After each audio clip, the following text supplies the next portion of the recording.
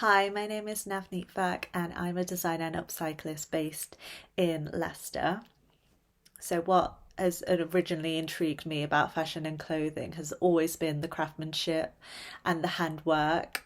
Going into fashion, I was lured by watching these couture videos of how clothing was made, of these amazing gowns, and I always used to think, like, wow, how is it possible for people to make this?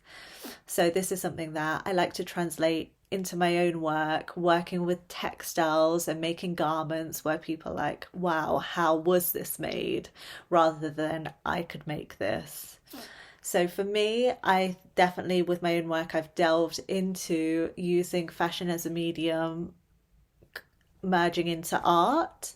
So I definitely use it to reflect my own perspectives on the world that we live in today, and also to push narratives about craftsmanship, culture, and sustainability. These are the things that are really important to me. My own relationships with clothing and fashion is definitely mixed at the minute because I think in the world as a whole, there's a huge disconnect between the clothing that we wear and the people that make it. And I think there's been over the years a huge loss of appreciation of craftsmanship and really valuing that. I think for me, growing up in a low income family as well, clothing was really seen as a luxury. So if we wanted to buy a piece, it's something that we would have to save up for, and we made sure that we brought pieces that we loved because we'd be wearing them all the time.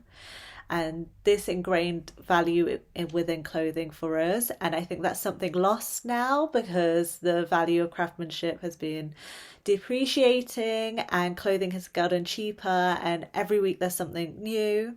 So I definitely think there's a loss there, but I personally always fall in love with those brands and those clothings and those pieces that have stories hidden behind them, and the pieces where you can see how it was made is something that I've loved from a young age.